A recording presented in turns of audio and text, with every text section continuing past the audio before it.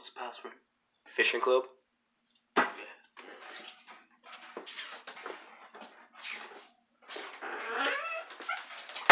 Alright, brother. I'm here for that. Yeah. Yeah, I'm here for your order I saw online. You wanted one of these bad boys. Definitely. There you go. Well, send me all of the burst. Right here, bro. Oh, where's the clip? What's in the back? Where's the clip? How many clips does it come with? It comes with one. You can buy more at your local ammunition store. This is my local ammunition store. Okay, well, I'll get you some more. Just put them in the bag, alright? Alright. Yeah, I gotcha. Where do you get your guns from? I don't know. I get them from a lot of different places around. You know, a lot of different places. Around. You know, I get a lot of them from yard sales sometimes in Texas. You got good stuff down there. But yeah, you know. Alright, I'm gonna have to ask for the money for that. It's about $1,500 for that. Alright, Right hold there, on. Make sure I got exact. Does this look exact? See.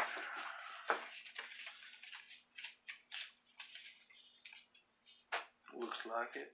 Alright, bet.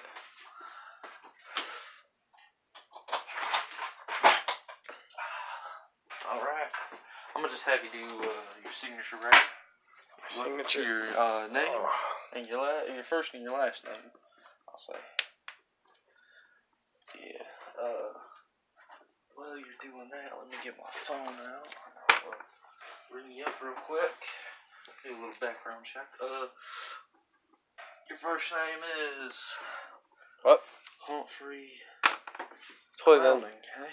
I totally didn't spell that incorrectly.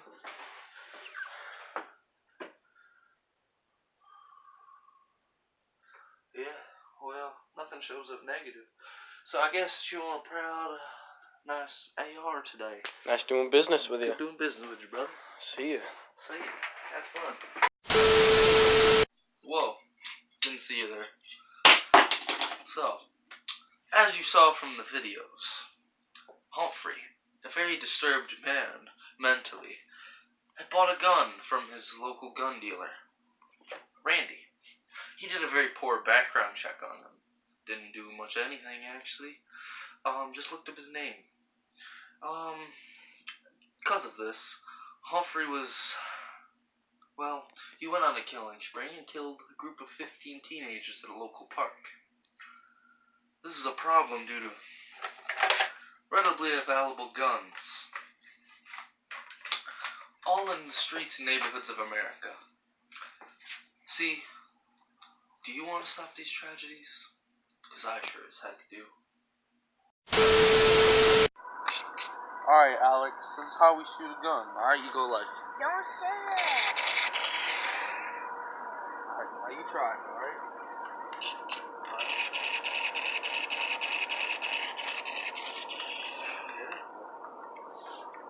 Alright, now let us down. I had to go grab a couple more magazines for it. I need you to stay here. Magazines? Yeah, for the gun. There's no magazines in the gun. Yeah, it's in here, the bullets. I gotta go grab it. Stay here, don't touch it. If you touch it, you'll be in big trouble. Don't touch it.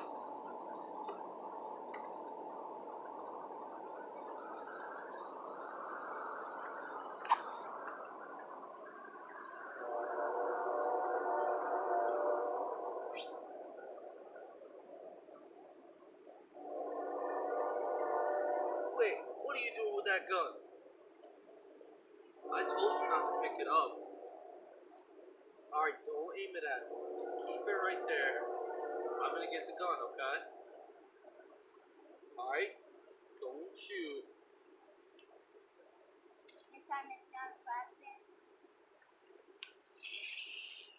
Ah!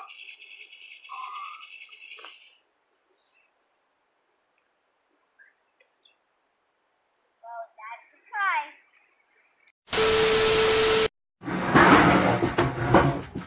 Morning, guys. Jacksepticeye here. As you see in the video, Dylan was a dum-dum, left his gun down. for Alex to reach it. Alex is only 6 years old. Can't distinguish right from wrong. It's basically just a summary of what goes on in the mind of a child, kind of, you know. But children really, they honestly can't distinguish what's right from wrong. Sometimes they can't even distinguish what's real and what's not real. And with that, children shouldn't shoot guns. You know, they shouldn't they shouldn't learn how to shoot guns. They shouldn't see a gun in their household. I mean, sometimes they might have to because it's a poor neighborhood or a hunting family or whatever. But basically, no, teach them when they're older, like 10 or 11 or 12. With that being said, I love your children. You love your children. Let's keep them safe, guys, alright? Love you guys. Hi, I'm Jesse Ball. I'm Dylan and Lena's uncle. And this is the ethics project for Dylan and John. And I am supposed to tell you safe ways to operate firearms. To give you a little background, I am a historical military collector. I collect military issue firearms. I've done it since I was a little kid. I've been around guns since I was a little kid. My grandfather instilled safe operations into me from an early age. Before I could shoot a gun, I would be able to tear it apart and put it back together. It was before he allowed me even to shoot it. And the safe operation of a firearm is very pivotal for the person behind the trigger and on the other side. That should be instilled at an early age. I'm a firm believer of that, hardcore. And my grandfather was probably smiling in his grave because he taught me that. Today, I have two weapons here. I have a home defense weapon, 45, and I have an M1 Garand that was used during World War II. Historical. These are the bullets that they use, 30-06 and 45 auto. The first thing to understand on a weapon is that you never point that at anybody. You always point it away from somebody, because when you point it at something, that's that you intend to aim at. So you do not. I put it this way: don't point it at anybody. Yep. Don't ever point it at yourself. The barrel should always be away, up or down. Okay, unless you're firing at something, and then you're firing at in the general horizon area. Always remember: is it loaded? Is there one of these in the barrel before you even pick it up? Is it on safety? Like this gun sitting here, it's on safety right now. Here's the clip. So look at it. I'm going to pick it up. Look at it. I'm pointing it down. You pull back. See if there's anything in there. Nothing in there. The bullets would round up through. Nothing in there. That'd be the first thing you would ever do when you pick up a weapon. Is she loaded? Is it on safety? Very important. I'm going to say again, important. And the second one, never point it at anybody. Point it up, down, and only when you're doing your target in the horizon. Alright? To go on, Dylan and John want me to discuss a little bit. There's lots of people that say that they don't like to have people have lots of guns. I have a lot of guns, but they're all historical. The majority of my weapons are historical. I have weapons that go from the Revolution to now. My pride is a musket, and you shoot, that's 3 aim rounds in a minute. Loading, doing the whole thing yourself.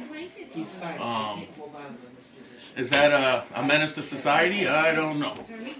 But we used it in the Revolution and the War of 1812, and the Civil War is the same thing with muskets. And they were just as devastating as this weapon here. This weapon here, the M1 Garand, won us World War II. Patton said this was the GI's most pivotal weapon. It kept the Germans at bay, the Japanese at bay, and the Koreans. in the Korean War. It's the most iconic weapon known, the M1 Garand, and very, very devastating with what it hits. This one, the same thing. You pick it up. You always pick it up straight up or down, and always look to see if it's on safety. The safety on the M1 Garand's right here. It's into the trigger guard, so the safety. You can't pull the trigger with that safety in there. When you pick it up, it's just like this one. You pull back the action, make sure there's nothing in there. These are the clips that go in the M1 Garand. There's 8 rounds. It's 30-06 rounds. This clip fits in here, and when it's done, it ejects the clip. And the iconic ching that the Garand does. Again, this weapon, reach out, unlike this one reaches out and touches somebody. This one can go 200, 300 yards and hit its target. And this one cannot. This is a close-up weapon. This is a long-range weapon. This one can go out and reach and touch. That's why this one, I would say you have to even be more safer using it. You got to know what's ahead of you when you're shooting down range, because when this weapon shoots, it's unforgiving. This will hit a deer, go through a deer, and into a tree, and the tree might stop the bullet, or it might not stop the bullet. So you have to know what's down there when you shoot, because there might be, say, another hunter down there, but you can use this to hunt.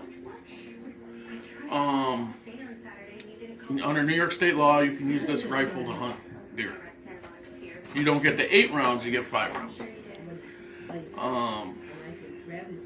But, okay, again, there might be a hunter down range that you didn't see. You hit the deer, went through the deer, hit the hunter.